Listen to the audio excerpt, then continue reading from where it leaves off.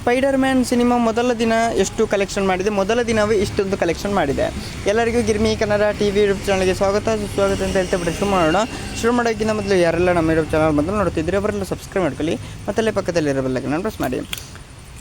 Tom Hollywood ನಟನೆಯ spider man brand new day cinema ಭಾರತೀಯ ಗಲ್ಲಾಪೆಟ್ಟಿಗೆಯಲ್ಲಿ ಹೊಸ ಇತಿಹಾಸ ಸೃಷ್ಟಿಸಿದೆ. ಜುಲೈ 30ರಂದು ರಿಲೀಸ್ ಆದ ಈ ಸಿನಿಮಾ ಮೊದಲ ದಿನವೇ ಭರ್ಜರಿ ಕಲೆಕ್ಷನ್ ಮಾಡುವ ಮೂಲಕ ಬಾಕ್ಸ್ ಆಫೀಸ್ನಲ್ಲಿ ಧೂಳಿಪಟ ಮಾಡಿದೆ ಅಂತಲೇ ಹೇಳಬಹುದು. ಭರ್ಜರಿ ಕಲೆಕ್ಷನ್ ವಿವರ ನೋಡಿ ಹೇಳೋಣ ಒಂದು ನಿಮಿಷ.